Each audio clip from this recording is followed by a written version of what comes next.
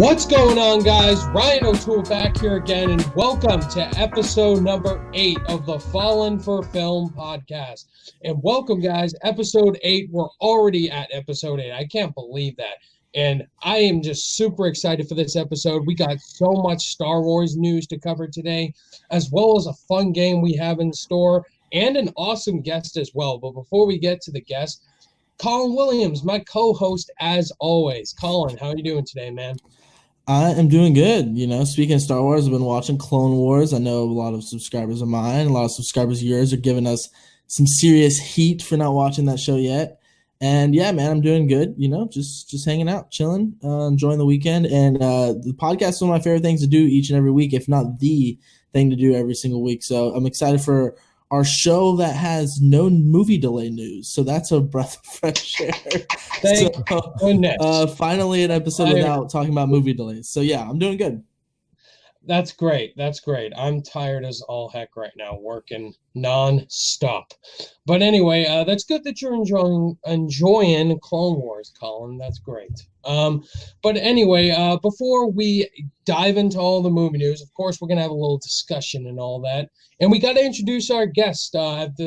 He's been on my show, my channel many times. I love his channel personally. He also is doing a podcast as well with Mr. Sean Chandler over on his channel. Definitely go check that out. And he's one of my favorite reviewers in the platform. You know him, Griffin Schiller from Film Speak. Griffin, how you doing today? Hey, man, I'm doing pretty good. Just a nice casual Saturday. It's just wicked hot out here, actually, though, if I'm being honest. Like the sunny California. Welcome to Southern California. It's just like 90, high 90s and dry heat. You feel like you're just sizzling as soon as you get outside. It's great. So, yeah. I only imagine the COVID isn't really affecting you guys, right, with all this heat. That's me in Florida too. Yeah. Yeah. Well, I mean, yes and no. I mean, we still have a lot of regulations and stuff still in place. I think we've gotten a pretty good handle on it, as opposed to like some other states. So we're like slowly starting to like, transition to some sense of normalcy, but like we'll see how that happens. But yeah, I don't know. It's been pretty good. I'm sure, as you guys know, it's like kind of weird to be stuck inside just 24/7. And Ryan, in your case, being an essential worker, I can't even imagine, man. It's like literally hell. It is hell right now. Well, my girlfriend works at a restaurant. They just now. She was a server and they were just doing takeout for the longest time. She's finally just now allowed to start serving, but it's like outside, and that like there's restrictions, mask, gloves, everyone 100 feet apart. Like it's like so it's and if she was walking outside to inside, she probably took. I think she said she took 18,000 steps yesterday on her shift alone. So, and she only worked like 5 hours. So. Honestly. Well, I was just gonna say, I'm kind of shocked that she's even allowed to serve outside. Like that's pretty like, so people are allowed to eat outside in the restaurant, just not inside. I think there's some people inside, but because they want to have more customers, they would have to have some people outside because the capacity of inside they couldn't fit. And she got the outside gig, so she got the unlucky straw and had to do the outside stuff. And the outside people had to share the tips. So she worked her ass off and made like $15 in cash because they had to split it all. And then she's going to get paid. Yeah. She's going to get paid like her paycheck, and then they'll split in the credit card stuff. But she like worked her ass off and made $15 because of how the system worked then. It's not normal. Yeah. Nothing about this is normal. So yeah. That's crazy though, that they're able to like that, like places like that are operating at that sort of level. Like I know most places are doing like curbside takeout, but like the fact that she's able to like, I guess, serve people outside is that's wild to me. Yeah. I don't know. Yeah, pretty much for me, it's all hell, pretty much. It's crazy.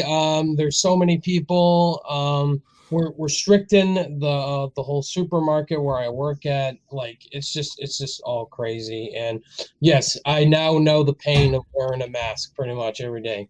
yeah. I'm sorry. You have the marks a little bit. Well, I was gonna say, what happens? I was about to say, the nose. Well, what happens when you have to wear glasses? It's just gonna fog up your glasses all the time. You have to switch to contacts just from this COVID. I can There's only times. imagine the glasses. Yeah. people. Yeah, like if you wear glasses, you're done for, dude. It's like, can I see or can I like, or what's going on? Yeah, It's not hectic. great. Yeah. It's not fun. But anyway, usually Griffin, with these talks, we like to talk about, what we've been watching recently during this whole quarantine pandemic. What have you been doing, Griffin? Have you been watching anything good as of recently? Recently, not really. I mean, most of the stuff I've been watching is just like stuff that I've gone and watched like prior. So like I've gone through like the Harry Potter films. I've gone through basically all the Spider-Man movies. I've gone through like a fair amount of the Pixar films. I'll like flip those on before I go to bed. What I did watch recently that I don't see a lot of too many people talking about, and like understandably so. It's an indie film that no one's really ever heard of. But I got a chance to check out Justin Kurzel's new film, True History of the Kelly Gang, which it premiered at TIFF last year, I think, and I didn't catch it then. I'm a big fan of his. So it's great. It's one of those things where it's like, if you like him, you're gonna like this movie. If you don't like him, this might be his most accessible film. But like, other than that, yeah, I don't know. It's been just like going back and rewatching just like, movies that are comfortable to me. Not too much else. Well, we're excited to have you on because this is the first time that we've had a guest that I knew before we had because I've been introduced him to, I'm a newer YouTuber, so to speak. So I was like, hey, I actually know Griffin. I have his number. We did a video together. So we're excited about that. Yeah. You're meeting your heroes. Yeah, I'm meeting my heroes. That's the episode title. So yeah, Griffin, obviously, if you guys don't know, we did Deadpool versus Birds of Prey, and that was a lot of fun. So now he's back on the podcast. Yeah. So. That was great. Anyway, it's just been really busy for me too. Just trying to watch as much as I can. Starting my MCU marathon that I do every year. Let's see. I saw you got the Bond collection. Have you kind of cracked into that at all? Yes, I do have the Bond collection right over there. There it is. Right there. It's the 25 movies. So here's what happened, Griffin. So I watched the first Sean Connery Bond movies. I stopped at what was it, Thunderball, and then I got the news. Bond postponed till November. I'm like, oh great, this is fantastic. Griffin's a big Bond guy, so he's like, I know we were planning to have Griffin whenever No Time to Die came out. So anyway, we could try and get him back on for that too. So. Absolutely. So yeah, that's where I ended off with there. Okay. How'd you like it so far? I know it's like a weird going back and watching like some of the Connery films because they're a little campier, but like he's got an edge to him that I love. May I just say I love Goldfinger. I love Odd Job. Yeah, that's an awesome character. Yeah, Odd Job's great. Yeah. Colin, you haven't seen the Connery Bonds, right? No, man. Griffin's going to be so disappointed. I was like, I'm not going to go watch all the Bond films yet. I'll just watch the Daniel Craig ones for right now due to, what's going on and stuff. And it was so many films. So I was like, okay, I'll start with the Daniel Craig ones. And I watched Casino Royale, which everyone says is the best. And I was like, I don't know if this franchise is for me. I know I've looked at your letterbox, like one of your favorites and stuff. I think we lost Ryan, but he'll head back in, so I'll just carry the ship for a couple minutes. It's okay. And I was just, it was like three different movies to me, and I think all three were exciting in their own right. But I was like, maybe this is franchising for me, and I know you feel very differently. So. Yeah, I mean, I guess that's interesting.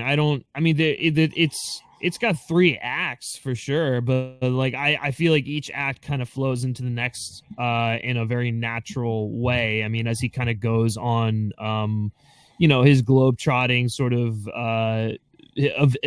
adventure, and it's not even really an adventure. I mean, he's trying to take down like a global terrorist. So it's I don't know. It's interesting. It's a film that really like gets you inside of like who the character is. Because it's technically I think I'm due for a rewatch because I had to pause it and have like a 45-minute conversation with somebody, and it was like super late when I restarted it, so maybe I just wasn't in the right mindset. You know how things are with that. So I will rewatch it and give it another chance. Yeah. So. Yeah, I'd highly recommend going back and rewatching that just because I think that is I mean, it's my favorite for a reason. And it's like, yeah, it's an incredible movie, great action, great character moments. So, yeah, no, for sure. Good. Give it a rewatch. And Ryan is back, so he can now be the host again. I was a host for 2 seconds. Casino Royale is the best Bond movie, Colin. I picked it as an overrated pick. I believe our like 3rd episode or 2nd episode. Also, this is the man that doesn't like Mad Max Fury Road. I hate Mad Max Fury Road. I don't. Bro, I would like. Okay, so like I have like 2 views on this. Like one, that's just a preposterous like statement to say that it's like a terrible movie. Like it's not a terrible movie. No, it's just it's whether well made. or not It's well made. It's well made. Yeah. I just hate it. I hate it. It's well made. The action, the cinematography is fucking stunning. But I just don't. It's not for me. Like as soon as spray paint teeth, Colin.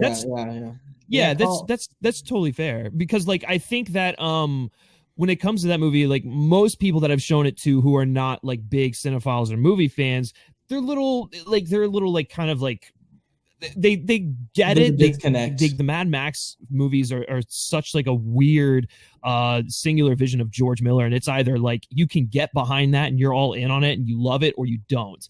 And so like I get you like not being a fan of that movie. Like I mean, it totally. It's not the first time. It's funny. I think I've started a revolution because now people are coming out of the woods all of a sudden like, hey, I don't like Mad Max either. I'm like, let's go. Yeah. I'm starting. Well, that's always a revolution.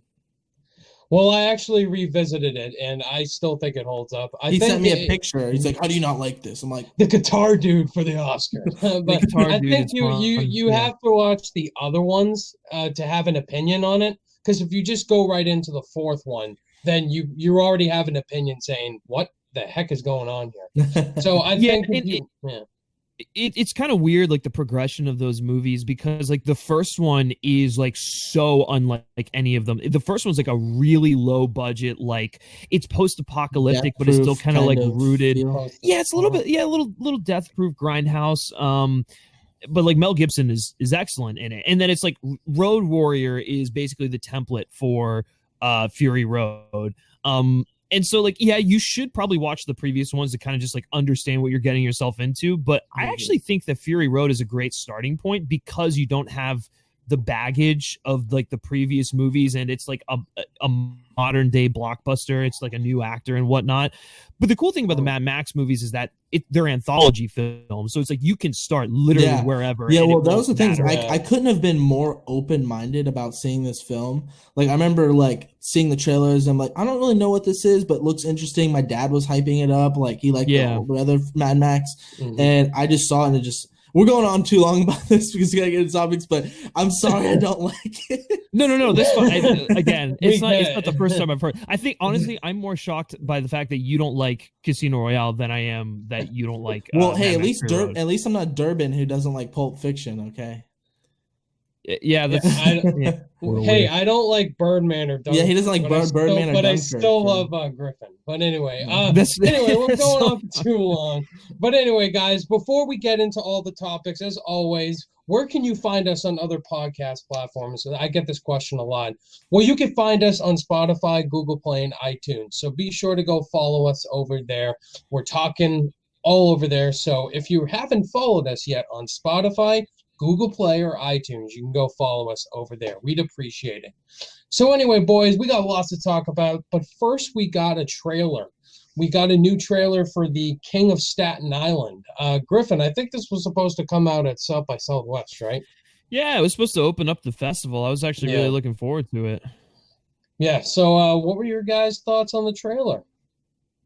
I dug it. Yeah, Yeah, I mean, it looks like Judd Apatow when it's like Judd Apatow at his best. I think what he gets a lot of crap for just like making like really crass, like, you know, like comedies that are like irreverent and stuff like that. But I think like the movies that he does that are the best are the films that have that like irreverent humor in it and have those like great characters with banter and like large personalities, but they're like relatable people dealing with like real world issues, and so like I think there's actually a lot of heart to his films that I don't know if he necessarily gets the credit for. And I think that definitely comes through here. I mean, I don't know how much you guys know about the project, but it's basically like very personal to Pete Davidson. It's like semi-autobiographical. Yeah, he lost his dad 9/11. So yeah. And so I think like a lot of that comes through in the film. And like, I'm not a big fan of Pete Davidson, but like, I think he looks fantastic in this film. It's going to be like an excellent performance.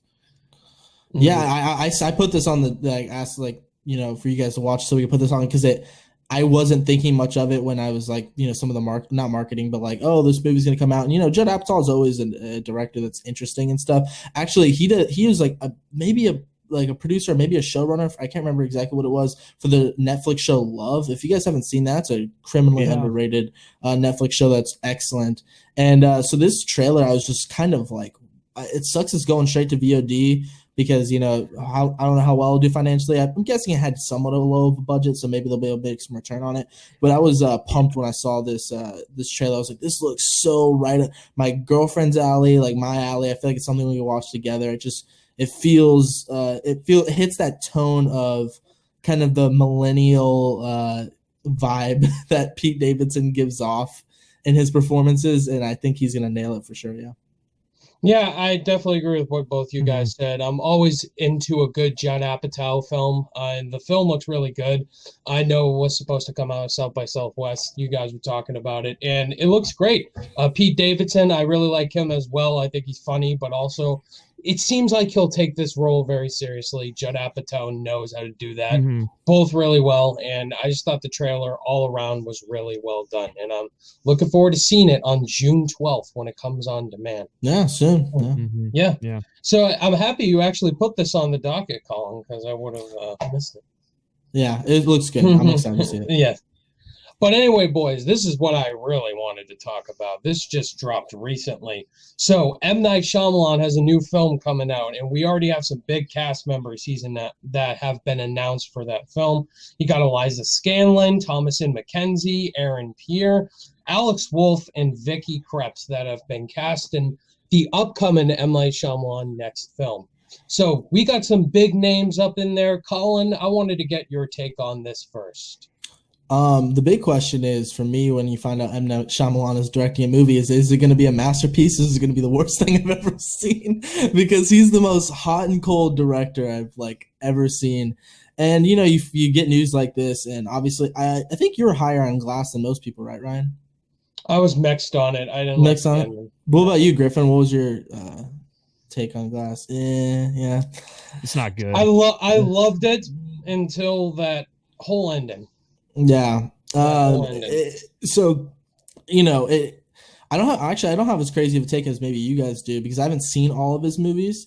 And it's got a good cast behind it. Yeah, you have, unfortunately, because I know it's got some stinkers for sure. So yeah, man, it's one of those, I guess, quote unquote A-list directors because of the name, but he's done some for sure terrible movies. So it's like kind of one of those ones you get nervous. You're like, is it going to be good or is it going to be awful? Because there's no in between with him. So yeah, that's kind of my short-handed take.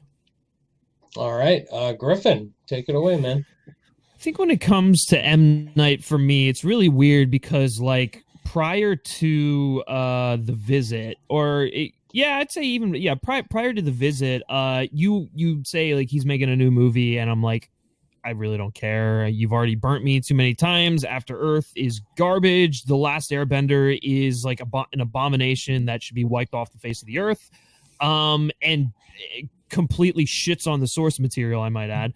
But then he did The Visit, and it was like, okay, he's kind of coming back. This is more in line with stuff that he does. And while I think there are still issues with The Visit, I think it's far better than a lot of the other movies he's made. And then he does Split, and everyone's like, okay, M. Night's back. This is great. Yeah. This is fucking I love Split.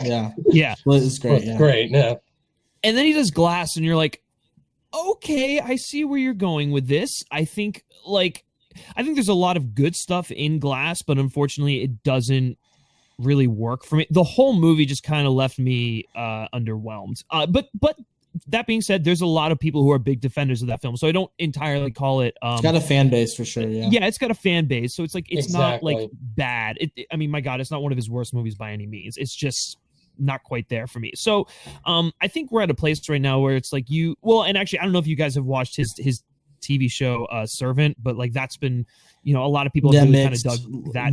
Yeah, I thought it was mixed with critical reception. Yeah, it's mixed critically, but like a lot of people I've talked to who've watched it have really dug it. That's an Apple show, I believe, right? It's Apple TV. Yeah, TV Plus. So I think when it comes to Shyamalan right now, he's in a place where it's like people can get excited about what he's working on next, and it's so weird because it's like that like there's a good chance he's gonna burn you, but like the guy. For someone who used to be super arrogant and pretentious, he's really kind of accepted the fact that he's like just made he's controversial movies. He's like his movies very right but I think right but he's like accepted the fact that like he's made bad movies and he's like very open about it, but he's also just very passionate about storytelling, and I think people like that, so people want to give him a chance. And when you get a cast like this with a filmmaker who's kind of rediscovering himself and rediscovering his storytelling voice, it becomes like a lot more interesting of a project. And I love everyone involved here. I think Alex Wolff is excellent. Thomasin McKenzie is like blowing up, and I love her. She was excellent in Jojo Rabbit, probably my favorite part of the film. And so like again, Vicky Krieps, oh my god, she's amazing in Phantom Thread. I'm cautiously optimistic for this. So like I'm pretty happy with the cast he's sort of assembled here. It's great. Yeah, I'm on the same take as Griffin here. Shyamalan's on the roller coaster ride for me. Either I'll love the ride or I'll want to get off immediately. So Unbreakable is definitely my favorite Shyamalan movie. That's one of my favorite films of all time, and I think Shyamalan, is it though? You didn't put it on your list. You forgot. Shut it. He forgot to put it on his top 30. Okay, list. Anyway. Really? Shyamalan, did you just forgot. Like blatantly forget? He just forgot. You gapped. Oh wow. Yeah. Okay. And Nightcrawler. You forgot about Nightcrawler. Okay. Actually, I gotta actually say that's shocking. Just knowing how much time you put into just like planning stuff. The fact that you forgot that is like, wow. Yeah. Dang. Nightcrawler and Unbreakable. I was like, I love both movies. I just forgot them, to be honest. But anyway, back to Shyamalan. So anyway, I love what was it? The Sixth Sense. I think that was like when Shyamalan was really getting his feet off the ground, and he was going for like straight suspense horror. But then he started to go in different directions and explore different genres. You gotta respect him for that, but it didn't work. Yeah, it didn't really pan out. The Last Airbender for sure is my least favorite of his films. But now when he started to go back to the Unbreakable franchise by bringing it into Split and Glass, it has those controversial, divisive audiences. And now he's doing something different. And I'm looking forward to seeing what it is, but I love just the cast. Alex Wolff was great in Hereditary. And also Colin, Aaron Pierre is from your favorite film last year, Little Women. Yes. Aaron Pierre. She was cast in the film. Little Women. She had probably like not a whole lot to do in that film. But Little Women, if you don't know, Griffin was my favorite. She's spoiling. Yes. My favorite film last year. That's a great pick. Yeah, Little Women and Uncut Gems were kind of neck and neck. And then after I saw Portrait of a Lady on Fire, which I guess is a 2019 movie, even though I saw it this year, those three just blew me away, along with Parasite. But there wasn't any performance in Little Women I didn't enjoy. So finding out someone that's going to be in a exciting director, by M. Night Shyamalan, he's not. I don't know if I'd call him great, but he's exciting because you don't know if it's going to be excitingly bad or excitingly awesome. So he's very intriguing. So I'm excited to see good actors in maybe a good director, good directed movie. Yeah. Yes, and Thomasin McKenzie as well. I loved her in Jojo Rabbit. And also she's going to be in Last Night in Soho as well. Looking forward to that. Oh, is she? I hadn't seen that. Yeah. Yeah, with Anya Taylor-Joy, Edgar Wright. Mm-hmm. So I'm very interested in the cast already. So Shyamalan, you have me intrigued. Now just give us a great overall product. So So anyway, Shyamalan's movie that. is coming out. I don't know when, but anyway, let's just talk about the big news, boys. So we all know Taika Waititi has been confirmed. He's directing a Star Wars movie, and that Krysty Wilson-Cairnes, one of the screenwriters for 1917, is set to write the screenplay with him. So big Star Wars movie. Taika Waititi's directing it. We've been talking about it for months, and it's finally happening. Griffin, you take it away, man. I know you talked about this already on Sean's podcast, but yeah, I guess do a quick version. Right, yeah, for sure. The only thing that gets me excited about this is Krysty Wilson-Cairnes. She's the only part of this where I'm like, okay, now you've got me intrigued. Taika Waititi, I mean, like I said it on Sean's podcast. I feel like Disney has a tendency to recycle the same directors over and over again. Like Peyton Reed's directing an episode of The Mandalorian. That's not really a fit, and it just feels like they just grabbed someone from their fold, from their little just like fan club. Yeah, exactly. Like they've gone to Ron Howard for 1,000,001 Things. Taika Waititi is slowly becoming part of that, and I just don't. I don't know. Like there are many other people I would have rather have like tackled this film, and like with Taika Waititi, it's like I don't know what we're gonna get, and I don't know if it really fits with the tone of Star Wars. Many of you probably, I mean, I don't know if many of you know this, but I'm not the biggest fan of Thor Ragnarok. And I think that movie is a little tonally inconsistent. I know.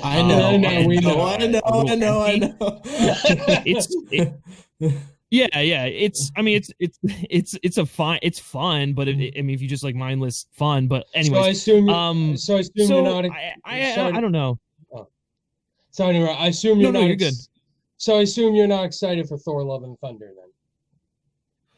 No, I am only because he's writing it himself, and I think now that we've gotten to a point where it's like this is Thor, whether you like it or not, and I'm hoping that he can, kind of make something interesting with it for sure. So I'm cautiously optimistic for Thor 4. When it comes to Star Wars, though, I don't know. It's just like kind of like a really uninspired pick, and I'm just sort of like wishing someone else would have taken it. Like the guy who they tapped, who did Slight. That's a genius pick. I think that's like this out of left field, really inspired pick from a guy who like clearly has a cinematic vision, who is an up and comer, who it's giving him a chance to like let his voice shine in the blockbuster. And I'm worried that Taika Waititi is going to get bogged down in like tentpole filmmaking instead of doing these indie movies that I think is really where his bread and butter and where he excels in. So, yeah, I mean, listen, I'm sure a million people are going to be super excited for this because people like Thor Ragnarok, but like, I can't really get excited about it just yet. So. Yeah, I'm actually on a similar ballpark, Griffin. They're just going with the same directors. I definitely agree with that. Krysty Wilson-Cairnes. I'm happy she is writing the screenplay. I love 1917. The script was really good in that film. And it was great, Taika Waititi, I think he directed one of my favorite episodes in The Mandalorian. So maybe he could blow us out of. Yeah, and that's the thing. It's like that episode. It's like when you look at that episode, you're like, okay, maybe this could work. But again, like I don't know. Like it's different directing an episode of television from someone else who has like a complete vision. Where like when you compare it to like him directing something where it's like completely his vision. So it's. I feel weird. To me, I feel different than both of you guys. I maybe I'm just more of an optimist, but I feel like Taika Waititi's proven that he can do the big studio film and then do passion projects with his earlier indie films, and then he literally did Thor Ragnarok. He could have been on just Disney's little homie for the rest of his life if he really wanted to, and just done whatever Marvel MCU film that they asked him to do and direct episodes of The Mandalorian and be the Peyton Reed or the Jon Favreau that you alluded to, Griffin. But I mean, as soon as he did Thor Ragnarok, made $700 million off that. And he didn't make it, but did well in the box office as a financial success. It was a critical success. Audiences loved it. We finally got to see a good Thor movie that people enjoyed. And then he goes right and does Jojo Rabbit, an Oscar film that was well written. He won him an Oscar. So this has got me excited. I know maybe not as much as you guys, because I think he has that edge to him that's gonna, like J.J. Abrams, he directed a fun movie in The Force Awakens, and then I think all three of us hate The Rise of Skywalker. But he was kind of I don't want to say a safe pick, but kind of someone who can kind of just ride that roller coaster a little bit. Taika Waititi, I think, could add that interesting flair to him, and this is just as cool to me as like when there was rumors that Quentin Tarantino, he might direct a Star Trek movie. It's kind of interesting.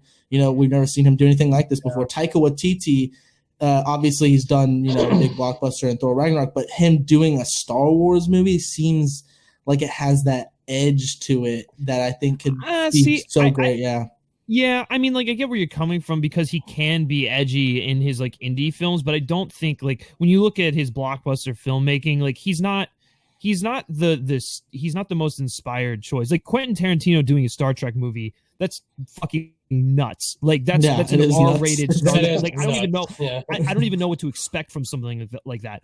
Taika Waititi doing Star Wars after he's done Thor Ragnarok, I pretty much know what I'm going to get with it, and I don't know if I want that amount, like that humor or that kind of like approach to Star Wars. It just feels he might do it differently because the humor in Jojo Rabbit had more heart than the silliness in Thor Ragnarok. So he's done that fun angle to it, and I also different. I guess right, but I also think that JoJo required like a. Yeah, I think JoJo required a more nuanced touch just because of the material that they're dealing with there. And like I don't know if it's fair to expect that kind of approach for like every single one of his projects. I mean, like listen, What We Do in the Shadows is like arguably one of my favorite comedies of all time. The Flight of the Conchords is genius, and The Hunt for the Wilder People is also really great and has heart to it. So I'm not saying he won't bring heart to it, but I think I don't know, just seeing what he did with Ragnarok, like I have to compare it to the last big blockbuster he's done, and like seeing what he did with Thor Ragnarok, I don't want that approach to Star Wars. It doesn't really work. Yeah, and I understand that. Too safe. I understand that criticism because I think the MCU jokes in Star Wars ever since Disney took over has not worked.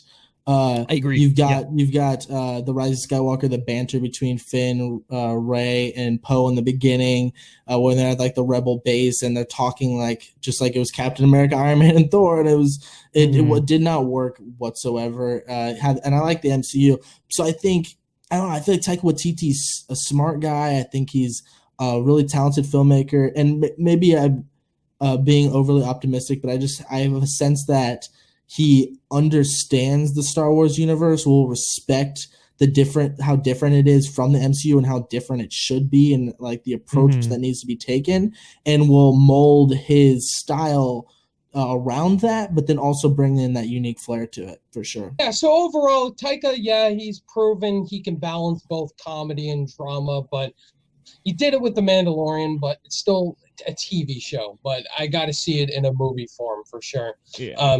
Krysty Wilson-Cairnes, they're writing the script together, so that makes me pumped. Yeah. I wonder if it's gonna have like a war edge to it, just like 1917, kind of like something like Rogue One. I love war edge. Yeah. While I would like that, I don't think it's gonna be sort of. I don't think that's gonna be the direction they go in for sure. There's a million and one directions they could go in with Star Wars, so I'm sure it'll have some sort of like war approach in it. Very but true. Yes. As long as they get away from like the timeline that we know, then I'll be a little bit more optimistic. So yeah, I'm a Star Wars fan. Let's get something good and new.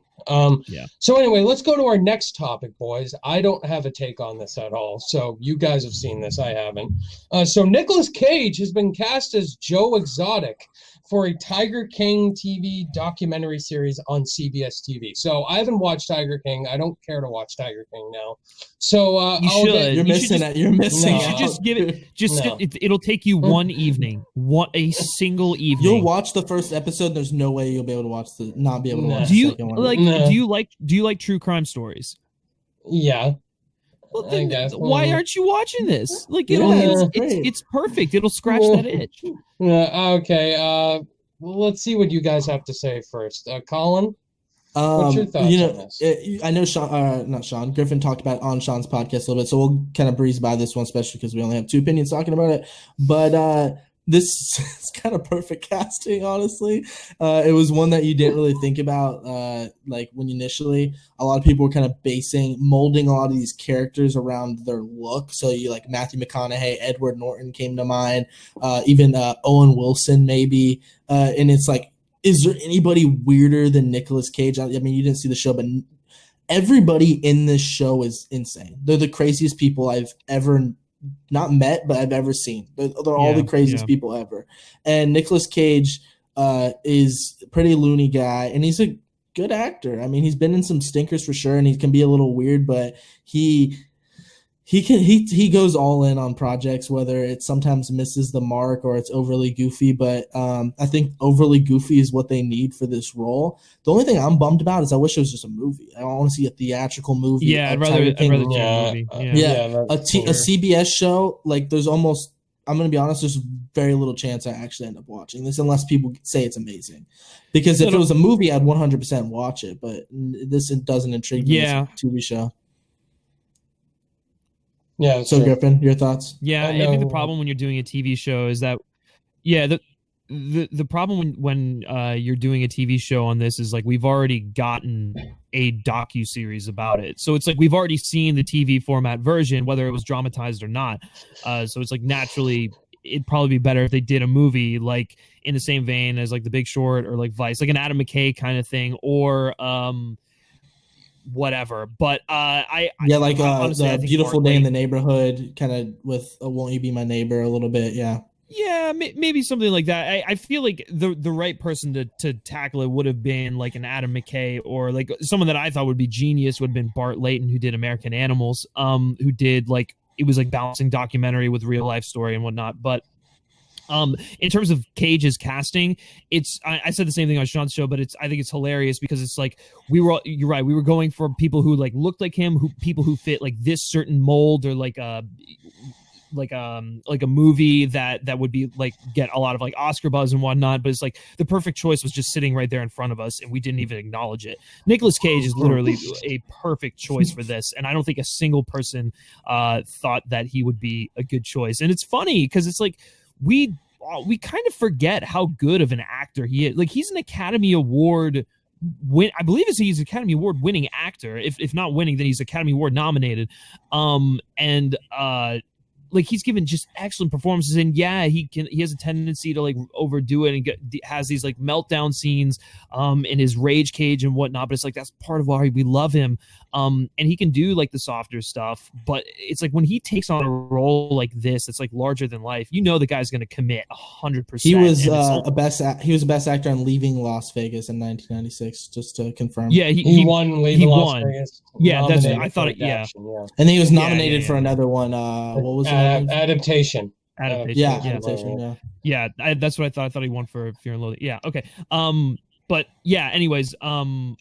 Yeah, I think he's great. What I will say, and maybe this can tie into the underrated pick a little bit later on, a really good Nicolas Cage movie that doesn't get a lot of credit and kind of shows like the nuance he can bring when he's not like, you know, going crazy and whatnot, doing Wicker Man and stuff, is The Weatherman by Gore Verbinski. The Weatherman is an amazing movie dealing with like, you know, trying to live up to expectations and wanting to like get to certain places in your life, but being like held back. And I think Gore Verbinski is a criminally underrated filmmaker. So like, if you're looking for a nice Cage film that you haven't, well, what are we going to talk about National Treasure not being a masterpiece? I mean, come on, it's a masterpiece. National Treasure's great. I love both. It's great. Yeah, it's great. We're getting the Disney Plus series. Yeah, they're great. They're both great. Yeah, we're getting a third. We're getting a sequel too. Yeah, a third movie. Yeah, we're getting a third movie, Disney Plus series. Yeah, which I'm definitely excited for that. But anyways, on this, I think Cage is perfect casting for Joe Exotic. I can't wait to see it. You need to see the show, Ryan. Just do it, dude. You get on the wave. There's nothing better to do. It's like a part of 2020's like identity at this point, like quarantine and I probably will.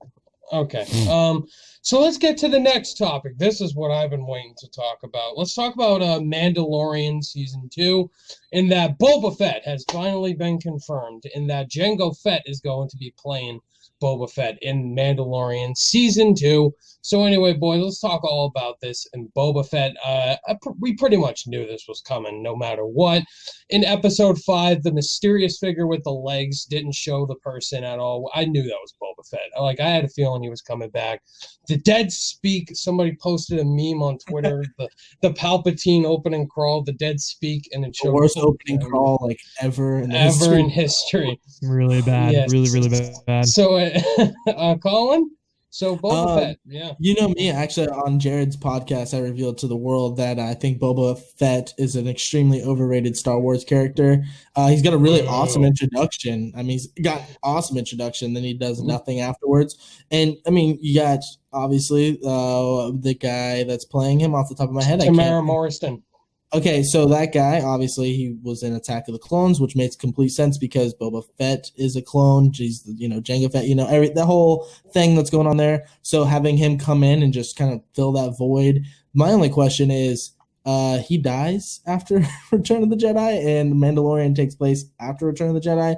And I'm kind of sick of all of these Star Wars, Marvel, I mean, even the Fast and the Furious to a certain extent, even that's so silly. I can kind of take that. These people coming back to life all the time for reasons. I mean, they see it with Darth Maul in the Clone Wars. I'm watching and I haven't gotten to the point where he gets revealed. So it's just, I don't know. It's like, at what point when people die, are they just going to stay dead? And I don't know. He has a chance to redeem himself to be finally a cool character. So I guess that's kind of cool. Yeah, I mean, when it comes to Maul, I will say that the best thing they did was resurrect him and bring him into the series because it just completely improved the character. So they can do the same with Boba, yeah. Right, yeah, for sure. And I think I don't think Boba's going to be a main focus of this season at all. I think he's going to be like in an episode or two, just like entangle with the Mandalorian, and we'll see what happens there. But first of all, I love this because I love Tamara Morrison and I loved his portrayal of Jango. I'd actually love to see a Jango Fett series. That to me sounds really interesting, more so than a Boba Fett one, just because I think, well, first of all, I love the prequel time period more than most people, and I'd like to see like that underworld explored with Jango. I don't know if you guys ever played the video game Star Wars Bounty Hunter. No, I love it. Oh my god! Okay, so Star Wars Bounty Hunter is probably one of the best Star Wars video games I've ever played, and basically the entire time you're Jango Fett going on a bunch of missions, and you're recruited by Count Dooku in this to kill I forget the person's name, but you're supposed to kill a few individuals and whatnot, and it's ultimately how he gets recruited to clone himself to create this army. So it's like I'd like to see like a show kind of based around that. That'd be really interesting. Well, you mentioned that you're predicting that he'll probably just be in an episode or two. That works perfectly for Mandalorian because that's kind of how the show was. Is like 4 of it was of the that same storyline of protecting Yoda, the baby Yoda and stuff, and the rest was just kind of episodic. Like it's just like, oh, we'll just kind of do this for an episode, and then it doesn't connect to anything else. So having Boba Fett just come in here, give us an awesome fan servicey kind of moment, maybe make the character cool. That'd be cool. I think he'll show up. He'll show up in like if they're gonna go 8 episodes again, like at least make it 10. I would say. I think he shows up in like the middle. Yeah, and then Ahsoka shows up, which at some point, and then here's the other thing. Here's the other thing. So. I don't remember whether it was confirmed or not, but Tamara Morrison plays Jango Fett. Captain Rex survives Return of the Jedi. Captain Rex is really close with Ahsoka Tano. So I think we're going to see Tamara Morrison not only play Boba Fett, but we're going to see him play Captain Rex as well in this. That'd be awesome. I'd lose my goddamn mind. We're connecting the prequels a little bit there to the Mandalorian. It seems like the Disney Star Wars era has kind of went away from that a little bit, but and prequels have some flaws, but it'd be cool to see like the clones outside of Boba Fett's obviously came more of the original trilogy thing, but Jango Fett introducing that whole idea. Yeah, that'd be really cool actually. Yeah, I'd love to see that. Well, and I think like based off of this, and I don't know if we're going to touch on this, but like some of the people they've got to direct season 2 episodes of The Mandalorian is getting me more excited. Yeah, we're gonna get into the next topic. Yeah, but anyways, so like Robert Rodriguez, that's like fucking that alone. In. Let's just jump right into it then.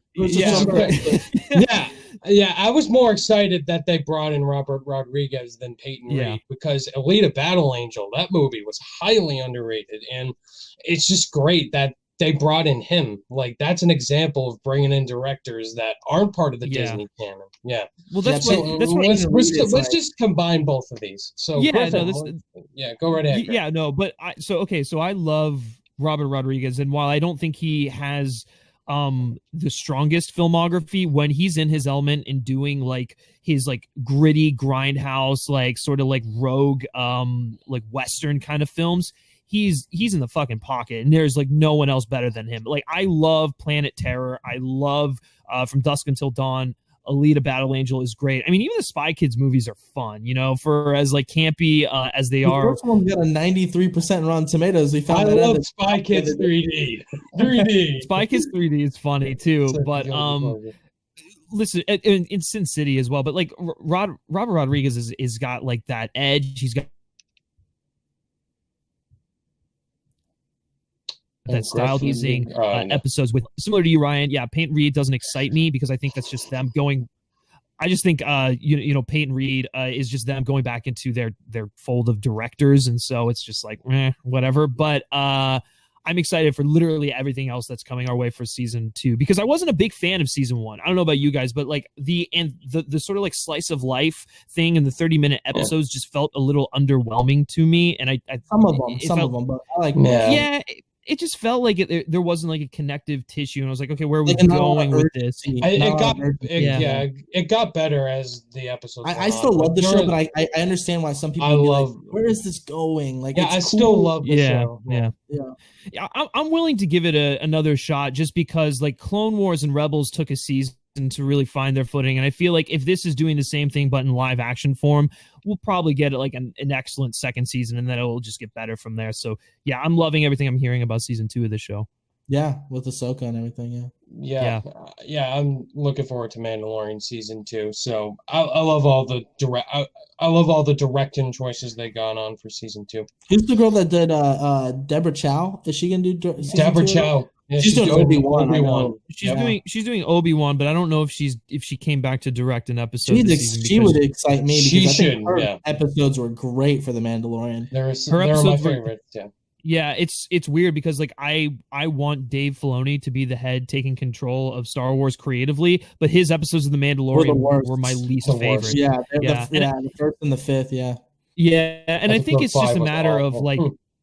Yeah, it's like there's a little bit of an adjustment period there because like he's never directed live action before, so he's had to like kind of like adapt to that, and so hopefully the stuff he's doing in season 2 will be better. But as long as he's in control of the story, that's fine. Like he's the perfect person for that. Yes, absolutely. All right, so now let's go to our next topic.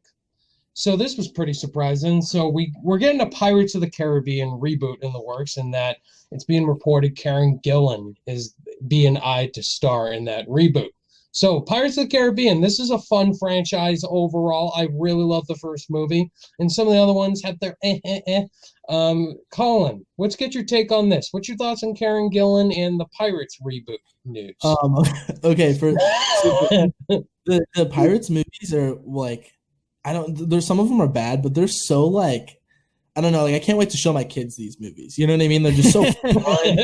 It's like they're gonna be like, Dad, did you like these? I'm like, I don't know. Like they're just fun. They're so whimsical. And I'll tell you what, the last one I can't even remember the name of it because that's how like. Dead Men Tell No Tales. Yeah, see, I kind of forgot about it, but like I remember loving it when I saw it. I don't know. Yeah, it was fun. It was one of my favorites. Yeah. The music was just, the score is fantastic in all these movies.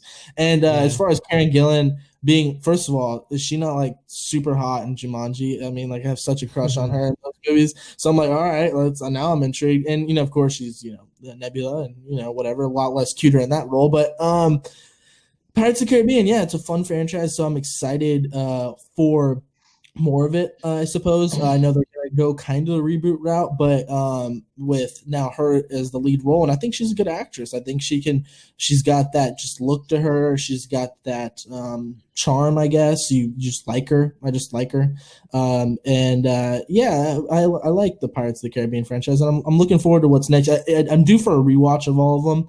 I haven't watched them forever. And like, so the last one, I watched it and I was like, that was awesome. And then I don't know what happened, but you know why I love the last one? Because it wasn't almost 3 hours long, but it was refreshing. Yes. It was maybe, I can't remember, it was the third one, and he just like jumps into the monster in the sea or something. Then very next movie, he's like alive. I'm like, what? Okay. Exactly, yeah. That's fine. Oh, there's okay. So he gets sent to Davy Jones' locker in the second one, and then like part of the third movie is like bringing him out of it. So it's okay. But so long, dude. But they're good. I like it. Yeah, they're great. Yeah, so the Pirates of the Caribbean franchise is one of those interesting franchises to me. I've seen the first one so many times. That's easily the best one for me. I played the Pirates of the Caribbean music and marching band in high school, so that's when I started to get back into the movies, and that I haven't watched them since. But I know Dead Men's Chest is fine, but I hated At World's End and On Stranger Tides.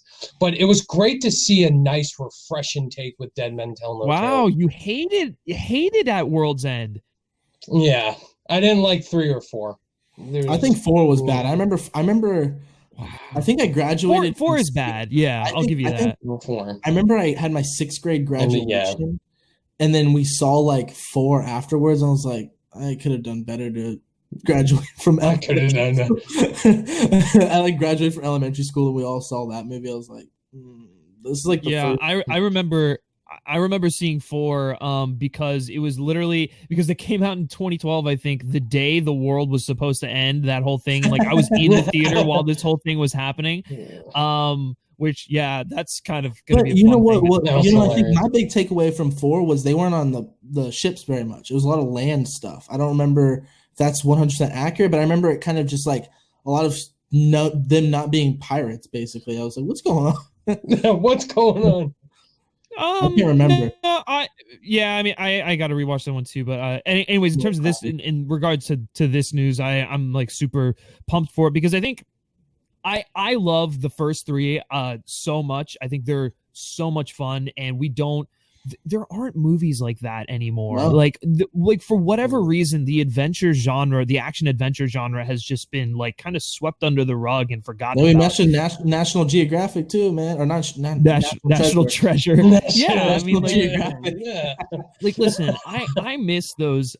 I miss those like big sweeping epic like swashbuckling films like Pirates, like Indiana Jones, like movies of that nature. And I feel like there aren't a lot of filmmakers who tap into that anymore, and it's one of the reasons why I'm like dying for an Indiana Jones movie. Like I want them to reboot that franchise and just make it. I think James Mangold will do that.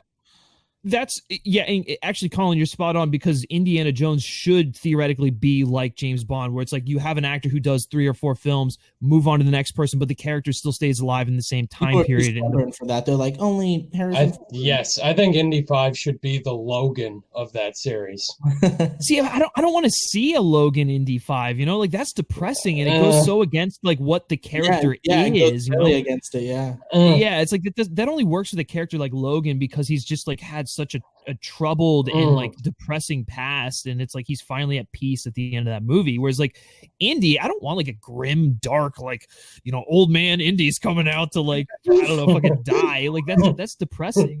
But anyways, going back to Pirates, Karen Gillan is amazing.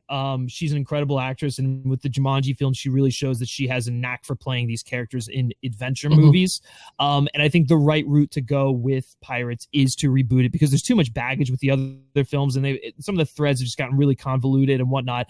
I feel like you take the first 3 Pirates movies, perfect series right there. 5 and 4 are just Elseworld weird movies, and then you reboot it with a new character, get a fresh new take, and just have a lot of fun. I just want that swashbuckling action again.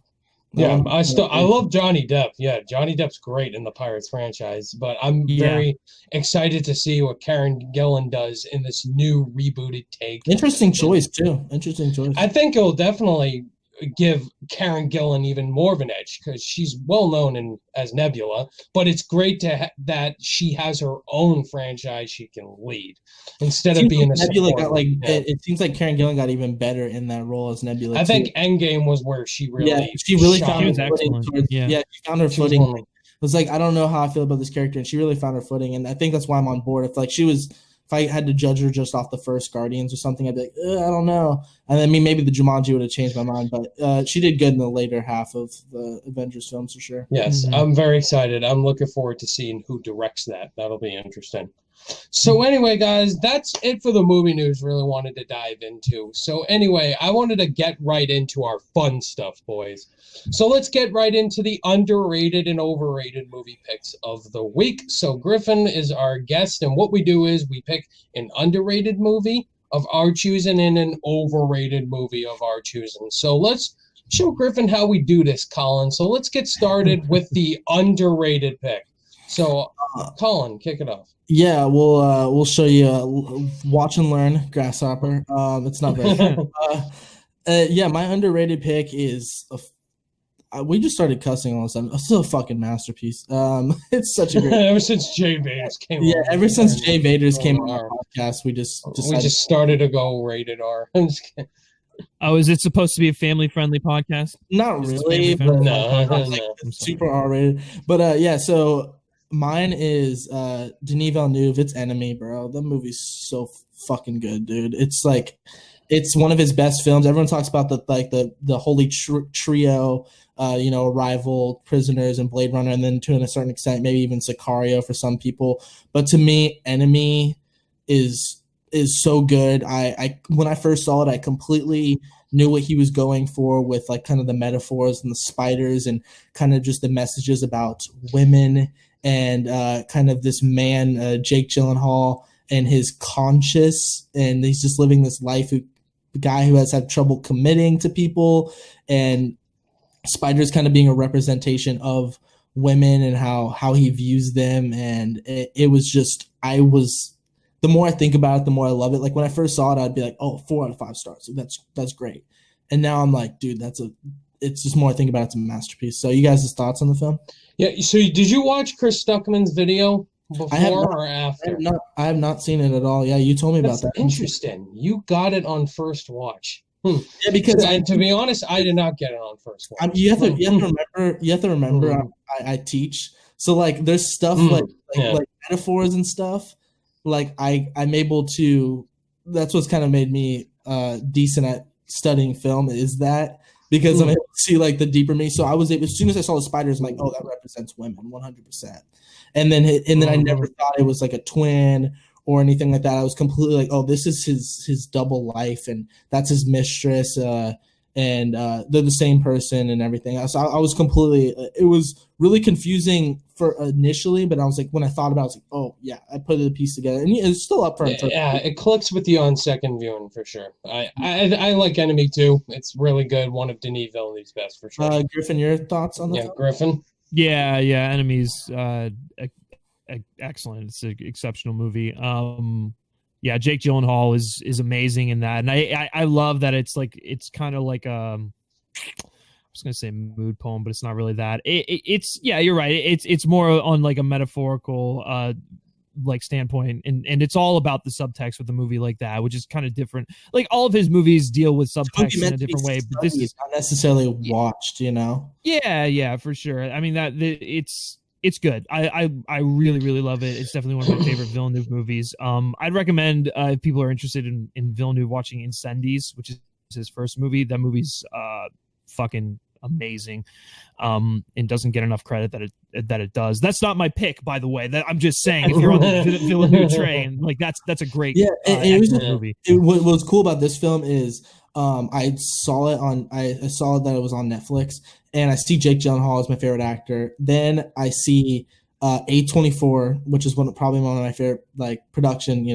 what favorite studios working today. And then I see Denis Villeneuve is directed. I was like, this is perfect for me. And the colors are great. Like the color, like the palette of yellow is so good so great in the film. Yeah, the use of color is great. Used brilliant cinematography, despite how. First of all his films are beautiful looking, but man, it's just a great film, and nobody talks about it too often. It's got a great cast and brilliant movie. Yeah, it's great. It's excellent. Yeah. All right, so my underrated pick, since we were talking about Taika Waititi earlier, it's one of his first films, Eagle versus Shark.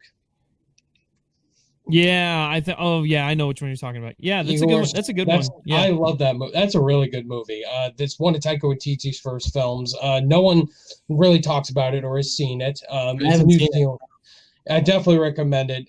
It's a New Zealand film. It's about this couple, and this one guy, he has this temper, he has this attitude, and they start to get along and they go on a relationship. And there's this really funny scene towards the end. I won't spoil it for you, Colin, but I remember watching this leading up to Jojo Rabbit, because I was going to rank all of Taika Waititi's movies. And I really like this movie a lot. I think it's really underappreciated, and obviously because it's Taika Waititi, one of his first films. And when people talk about Taika Waititi, they talk a lot about What We Do in the Shadows. And I think this is one of his best films for sure. It's a really good one, Colin. I highly recommend you to check it out. Yeah, I'll check it out. Once he comes out with the new film, I'll watch all his film. I don't know why I didn't do that for Jojo Rabbit, but I think it's probably because I didn't get to see Jojo Rabbit in theaters because there was never in theaters. Same issue. Same. So I was literally begging to finally watch it, and then I did watch it, and I was a little bit I don't really see the hype on it. But then I watched it again. I was like, okay, I get the hype now. But yeah, Taika Waititi, of course, we talked about him as exciting filmmaker, and I'll definitely have to watch it, especially leading up to his new. I think he's doing a sports movie, right? Like soccer or something like that. Yep. No. Yeah. All right, Griffin, what's your underrated pick, man? So because I can't just give one, I have a few, but I won't talk too long about them. There's a great movie called Columbus by this famous video essayist called Kaganda that's on Hulu. It has Haley Lou Richardson and John Cho in it. It is basically about this these two people who kind of find each other in the city of Columbus, Indiana, and kind of bond over architecture and life and whatnot. It's one of the most beautifully shot and immaculately framed films I've ever seen. It's super somber, very intimate, touching. It might be slow for a lot of people and kind of boring, but I love how it kind of just puts you in a trance, and it I don't know, there's it's kind of an indescribable feeling you get while watching this movie, and it's so underrated. Not enough people have seen it. It came out in 2017, but amazing movie. It's on Hulu. The other one that I will go with is this film called Low Tide, which was an A24 movie that came out last year that I don't think anyone saw, quite frankly. Yeah, it's Wade, Gems, The Lighthouse. He had a lot of the Midsommar, and so that one completely went under the radar for a lot of people. Yeah, I mean, I didn't even know about it until I just randomly saw it pop up somewhere. And look, it's not the greatest movie, but I really dug it for whatever reason. It's definitely inspired by Amblin films like The Goonies and Stephen King movies. But it's not missing kind of that genre, Yeah, right. But the thing I love about it is it's clearly inspired by those, but it's not it does when you're watching the movie, it's not completely borrowing visual elements from it. It's not a Super 8 where it's a direct homage. This is more of in the spirit of it. It's got let me pull up this cast real quick, because it's got a really good cast in it. It's got Kean Johnson in it. It's got Jaden Martell, who's the kid from It, Knives and defending Jacob Knives Out. Yeah, Knives Out. Yeah, and it's basically these kids during the summer that stumble upon this sounds right up my alley, Ryan. They stumble upon this hidden treasure, and Yeah, and then like one of the kids is like a little unhinged and he tries to like steal it from them, and like these two brothers have to try and like keep it for themselves because they want to get out of the area. That sounds right up my alley. It's really cool and like it's incredibly well shot, great use of like oranges and like warm colors. But the thing I also love about it is that it's only like an hour and 25 minutes. It's a super short movie, super palatable, just really solid film that I highly recommend people checking out. Yeah, I'll definitely watch that one for sure because I love my favorite genre is coming of age movies. So this is a good one. It's a good one. Yeah. Awesome. Those are great picks by all three of us. So now let's go to overrated movies pick of the week. So let's kick it off with Colin. You're gonna hate me so much, Ryan.